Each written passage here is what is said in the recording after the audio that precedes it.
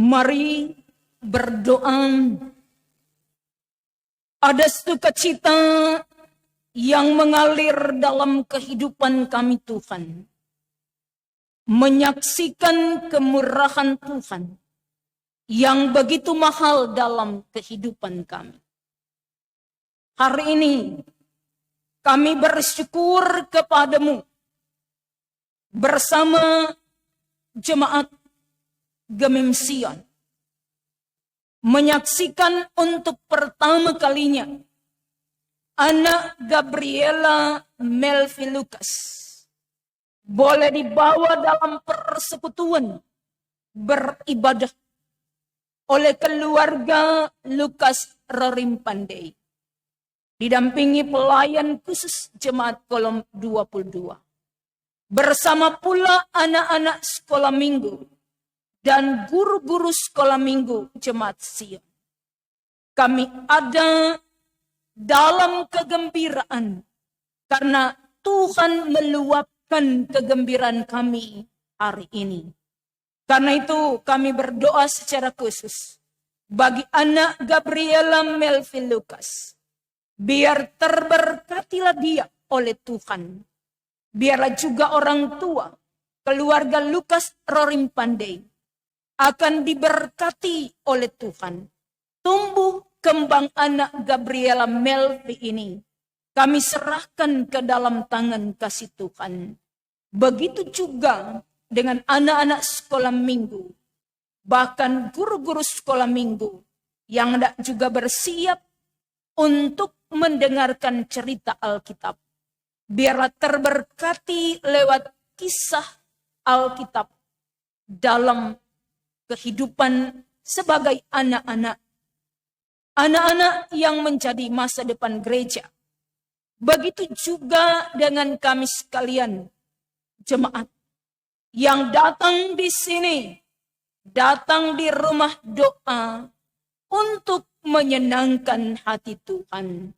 Biarlah semangat untuk menyenangkan Tuhan selalu bergelora dalam kehidupan kami.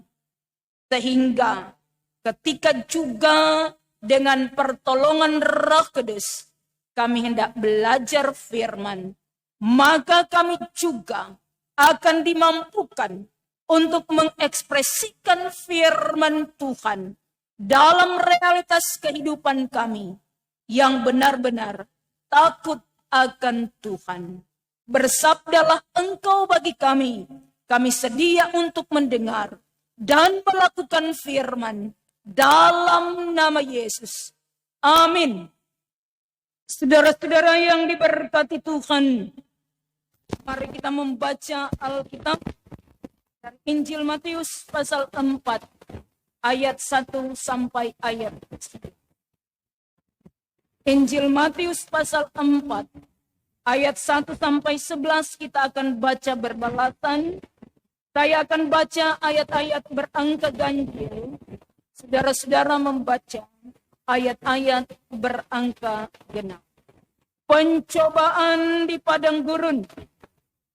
Maka Yesus dibawa oleh Roh ke padang gurun untuk dicobai iblis.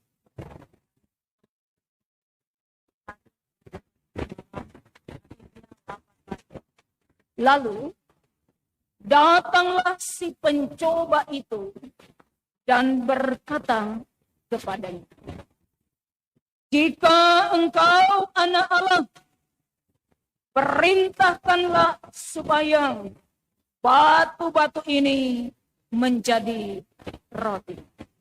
Tetapi Yesus menjawab, "Ada tertulis, manusia hidup bukan dari roti saja, tetapi dari setiap firman yang keluar dari mulut Allah." Kemudian iblis membawanya ke kota suci dan menempatkan dia di bubungan bait Allah. Lalu berkata kepadanya, "Jika engkau anak Allah, jatuhkanlah dirimu ke bawah, sebab ada tertulis mengenai engkau, Dia akan memerintahkan malaikat-malaikatnya, dan mereka akan menatang engkau di atas tangannya, supaya kakimu jangan terhantuk kepada batu." Yesus berkata kepadanya, ada pula tertulis, janganlah engkau mencobai Tuhan Allahmu. Dan iblis membawanya pula ke atas gunung yang sangat tinggi dan memperlihatkan kepadanya semua kerajaan dunia dengan kemegahannya. Dan berkata kepadanya, semua itu akan kuberikan kepadamu jika engkau sujud menyembah aku. Maka berkatalah Yesus kepadanya, penyalah iblis, sebab ada tertulis, engkau harus menyembah Tuhan Allahmu, dan hanya kepada Dia sajalah engkau berbakti. Lalu iblis meninggalkan dia. Dan lihatlah, malaikat-malaikat datang melayani Yesus. Demikian kita telah membaca Alkitab, maka berbahagialah kita yang gemar mendengar, memahami, menerima, bahkan menerapkan perkataan firman dalam kehidupan setiap jemaat diundang. Amin. Tuhan, tambahkanlah iman kami. Dengarlah pengakuan kami yang benar ini. Dan kebenaran-Mu akan memerdekakan kami. Aku percaya kepada Allah Bapa yang Maha Kuasa, Khalik langit dan bumi, dan kepada Yesus Kristus anaknya yang tunggal Tuhan kita, yang dikandung daripada Roh Kudus, lahir dari anak darah Maria, yang menderita di bawah pemerintahan Pontius Pilatus, disalibkan, mati dan dikuburkan, turun ke dalam kerajaan maut, pada hari yang ketiga, bangkit pula dari antara orang mati, naik ke sorga, duduk di sebelah kanan Allah Bapa yang Maha Kuasa, dan akan datang dari sana untuk menghakimi orang yang hidup dan yang mati. Aku percaya kepada Roh Kudus, gereja yang kudus dan am, persekutuan orang kudus, pengampunan dosa, kebangkitan daging, dan hidup yang kekal. Amin.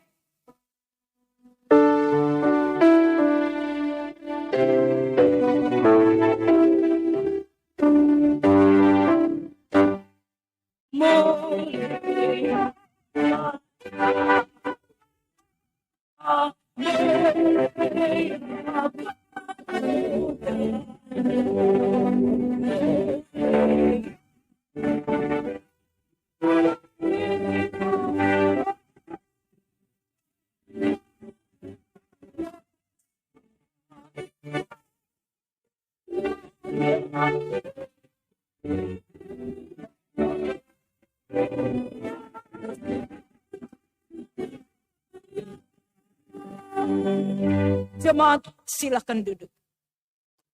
Shalom Aleichem.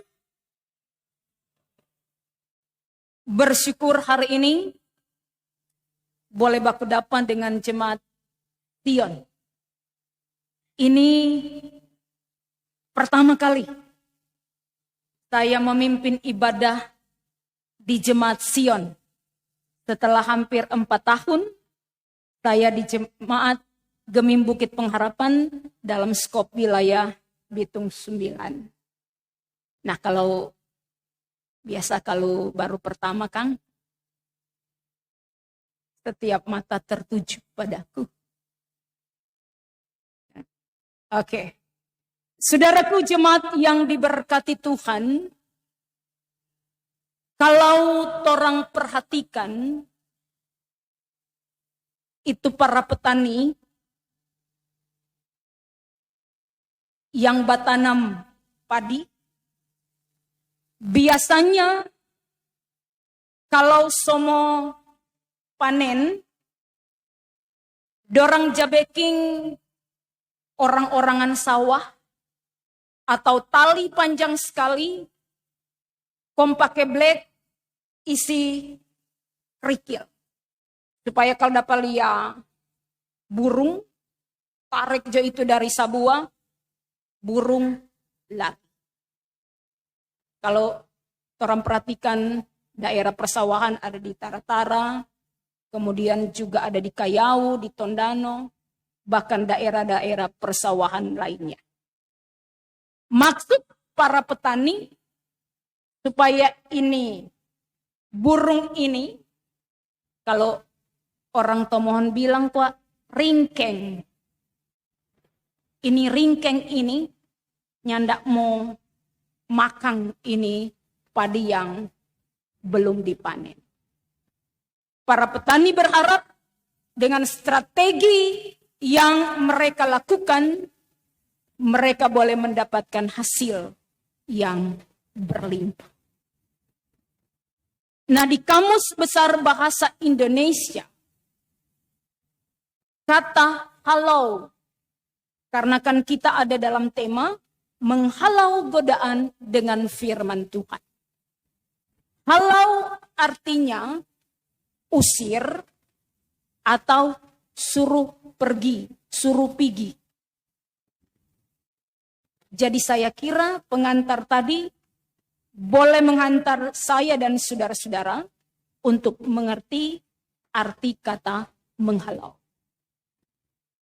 Saudaraku yang diberkati oleh Tuhan, sekarang orang bilang zaman now, dengan berbagai perkembangan teknologi yang cukup pesat. Dulu belum ada HP, masih telepon rumah. Sebelum ada telepon rumah juga baku kirim surat. Kabar yang dibawa dari sini nanti sampai 2 minggu depan. Begitu juga sebaliknya. Tapi dengan perkembangan teknologi, akhirnya kita boleh menikmati telepon rumah, kemudian juga HP, dari HP yang boleh lempar anjing mati, sampai HP Android yang ya canggih. Rupa yang orang pegang-pegang hari-hari, kan gunakan hari-hari. Kemajuan teknologi memang ada sisi positifnya. Tetapi juga tidak dapat kita pungkiri bahwa kemajuan teknologi juga ada dampak negatifnya. Contoh, telepon, so di mana? Oh, so di lampu merah. Padahal masih di rumah. Kan boleh beralasan, lampu merah kan banyak. So di mana? Sudah. So mau pergi ibadah. Padahal masih main HP. Tetapi positifnya adalah komunikasi boleh ada tersambung lebih cepat. Saudaraku yang diberkati oleh Tuhan, dengan berbagai kemajuan yang ada, dengan berbagai dampak yang ada dari kemajuan itu sendiri, tentu sebagai orang yang percaya kepada Tuhan, haruslah kita memiliki filter.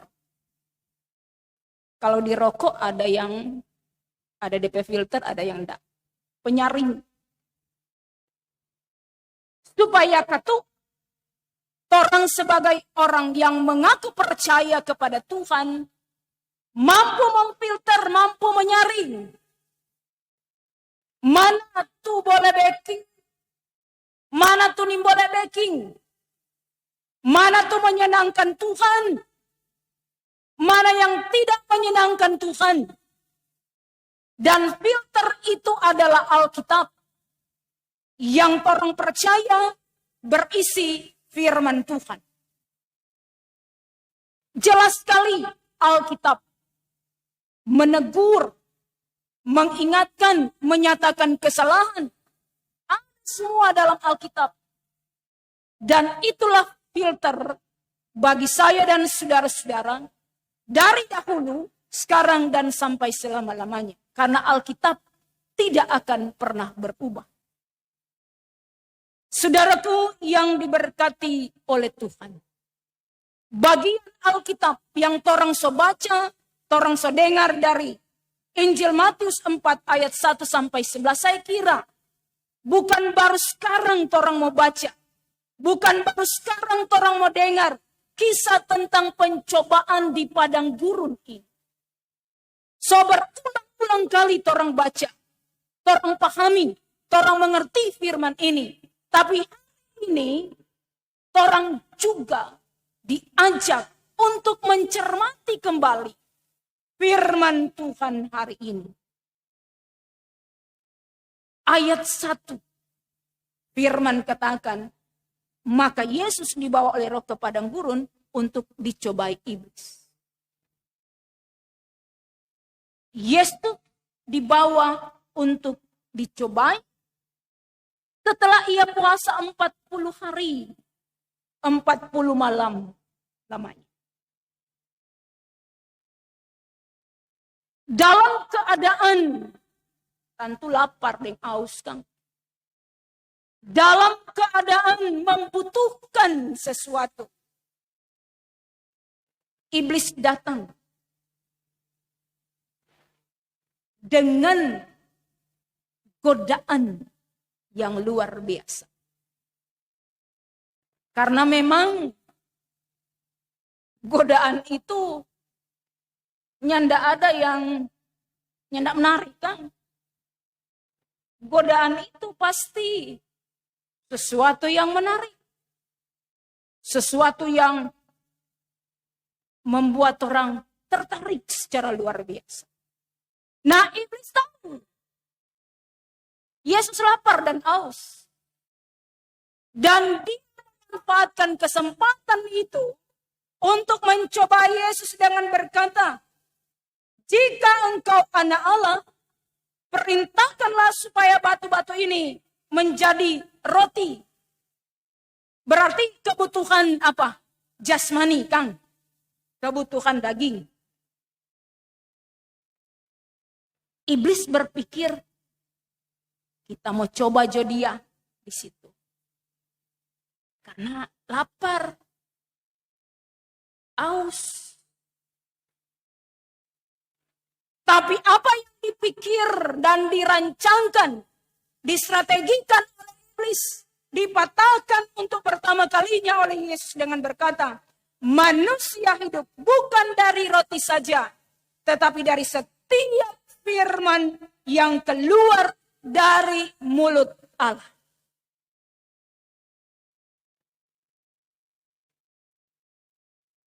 Mar ini iblis luar biasa, kan? Nyandak gentar dia dengan pencobaannya yang pertama terhadap Yesus. Dia bawa Yesus ke bubungan bait Allah. Kong dia bilang di ayat 6. Jika engkau anak Allah, jatuhkanlah dirimu ke bawah. Sebab ada tertulis mengenai engkau, ia akan memerintahkan malaikat-malaikatnya, dan mereka akan menatang engkau di atas tangannya, supaya kakimu jangan terantuk kepada batu. Hebat. Iblis menggoda Yesus supaya ada keinginan untuk diakui dan dipuji. Iblis kira nih Yesus makan puji, kan? Dia kira apa yang dia bilang Yesus mau ikut aku. Karena itu dengan tegas Yesus bilang, janganlah engkau mencobai Tuhan Allahmu.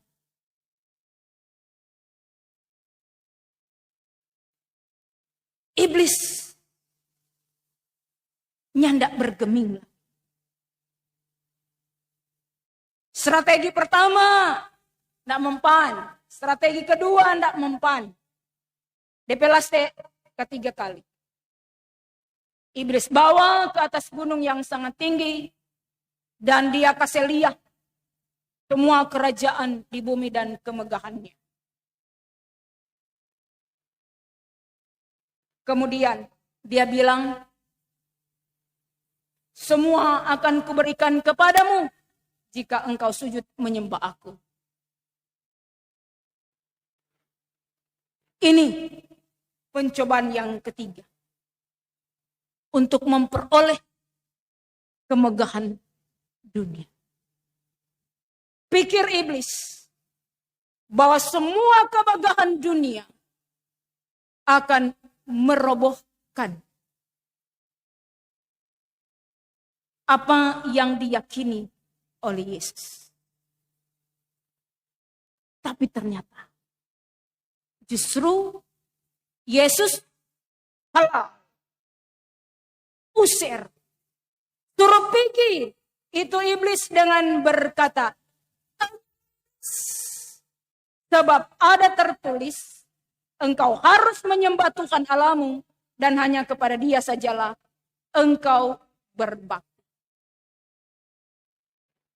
Nah, orang lihat di sini sudah komang. Sudah berkutik ini iblis. Karena dikisahkan bahwa lalu iblis meninggalkan dia. Nah, saudaraku yang diberkati oleh Tuhan. Ketika firman ini ditawarkan kepada saya dan saudara-saudara untuk direnungkan, untuk diambil inti beritanya, agar ketika kita dengar firman ini, kita mampu mengekspresikan sikap hidup yang benar-benar menyenangkan Tuhan. Kita lihat di sini bahwa Yesus sangat teguh pada pendiriannya. Dia tidak termakan godaan-godaan iblis. Karena godaan bukan cuma satu, dua, tiga yang ditawarkan iblis kepada Yesus. Dia tetap kokoh. Walaupun dalam situasi lapar aus. Tetapi Yesus tidak bergeming menerima tawaran dari iblis ini. Dia tidak mau tunduk kepada apa yang ditawarkan oleh iblis. Saudaraku yang dikasihi dan diberkati oleh Tuhan. Bagaimana dalam realitas kehidupan saya dan saudara-saudara, ketika juga di zaman now ini, di zaman sekarang ini, banyak sekali, ini pakai fam, banyak sekali, tawaran-tawaran duniawi yang menggoda, tapi justru membawa kepada kehancuran. Justru dalam keadaan sekarang ini, banyak orang percaya kepada Tuhan yang justru tergoda, bahkan menjadi penggoda. Ada banyak kasus yang terjadi yang melibatkan orang yang mengaku percaya. Sehingga dikatakan bahwa terjadi dekadensi moral dalam kehidupan orang percaya. Terjadi penurunan kualitas orang percaya. Karena orang yang mengaku percaya sekali lagi sering tergoda kepada tawaran-tawaran yang menggiurkan. Tawaran-tawaran yang justru sekali lagi membuat kita jauh dari menyenangkan hati Tuhan. Orang di sini, orang datang di rumah doa ini, tujuan utama kita adalah untuk menyenangkan hati Tuhan. Bagaimana kita menyenangkan hati Tuhan? Jika dalam prakteknya justru kita tidak mengekspresikan sikap hidup yang menyenangkan Tuhan. Seperti tadi sudah disampaikan bahwa kemajuan teknologi ada sisi positif, ada sisi negatif. Ada orang yang datang beribadah bukan menyenangkan Tuhan, tapi asik selfie dan status FB. Saya kira di sini tidak ada ya seperti itu. Berikut. Ketika datang untuk beribadah, tujuan bukan menyenangkan hati Tuhan, tapi sekedar rutinitas beribadah setiap hari Minggu. Orang harus menyadari, sekali lagi datang ke rumah doa, datang beribadah untuk menyenangkan hati Tuhan. Nah, untuk menyenangkan hati Tuhan itu bagaimana DP cara? Ada dalam Alkitab untuk menyenangkan hati Tuhan, ada. Tinggal kali orang, termasuk juga saya. Karena Kak Firman toh untuk saya dan saudara-saudara, aku dan kau suka firman. Tapi lain kali aku dan kau tani mau baca firman. Karena aku dan kau lain kali bangun pagi mangkat tebas status. Status itu enggak apa-apa, tapi awali dulu dengan doa. Awali dulu dengan bersyukur. Memang ada ketuk yang berstatus pagi-pagi, kita jabuka ketuk firman Tuhan. Tapi apakah sebelum berstatus itu ada berdoa dulu dengan keluarga? Saudaraku, memang banyak orang yang menginginkan firman itu yang enak-enak saja. Firman itu yang backing telinga senang. Tapi kalau ada firman yang backing yang kali ini mau terang deng. Tapi itulah salah satu godaan yang datang ke orang. Itu baru dari segi teknologi. Karena apa saudaraku, seringkali juga dalam kehidupan orang keluarga, biar ada baku seimar. Satu mengada DPHP, satu mengada DPHP. Anak-anak kayak begitu. DP laste ada dalam satu ruangan, sibuk dengan HP masing-masing. Beda dengan situasi zaman-zaman dahulu ya. Ada dalam lingkup kebersamaan memang benar-benar menikmati kebersamaan. Ada yang sekarang ini dorong bilang healing. Mencari tempat-tempat tertentu untuk healing. Atau me time atau apa DP nama. Tapi sebenarnya healing dulu terompe keluarga. Dalam lingkup rumah tangga komunitas terkecil orang healing sama-sama itu akan menjadi luar biasa. Dan healinglah bersama firman Tuhan. Nah karena itu saudaraku yang dikasih dan diberkati oleh Tuhan. Ketika juga kita melihat bacaan ini. Maka kita diberi juga kabar gembira. Bahwa dalam perjalanan kehidupan saya dan saudara-saudara. Kita juga menantikan pertolongan Tuhan. Yang seringkali pertolongan Tuhan itu, kalau ikut orang pemau, mesti fast, mesti laju, mesti cepat. Padahal Tuhan pemau ikut itu. Rancangannya Tuhan. Tapi itulah manusia, karena itu orang belajar di hari ini.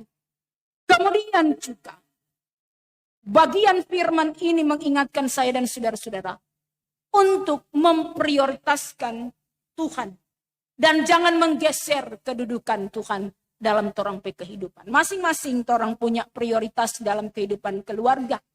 Tapi prioritaskan terlebih dahulu adalah kerinduan untuk melakukan kehendak Tuhan. Godaan iblis ada dalam berbagai bentuk, ada dalam berbagai cara. Lewat kesulitan, lewat penderitaan. Karena dia sangat pintar memanfaatkan situasi. Tetapi juga sangat pintar berstrategi untuk menjatuhkan. Kadang orang bilang pendeta sedangkan iblis goda apalagi torang. Betul.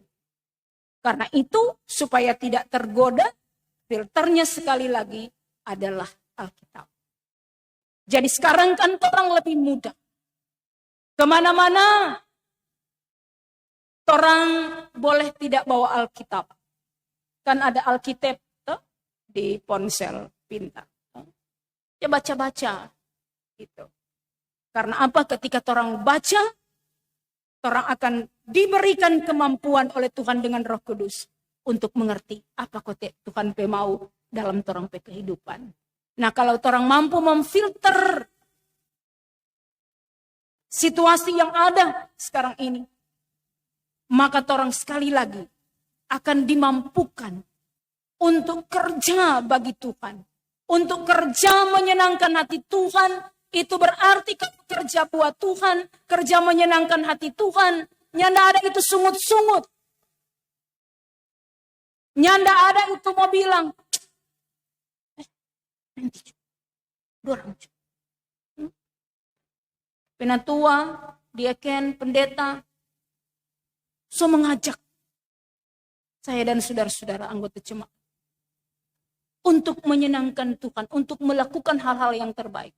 Tapi lain kali orang bilang, hatiku rajaku, siapa mau blok? Siapa? Atau kalau orang lembek bilang siapa? Yang mau atur tapi hidup. Biar nanti kita urusan dengan Tuhan.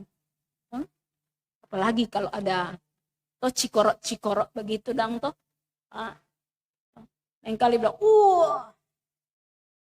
tunggu jo sampai ayam kincing. Ada tuh gitu.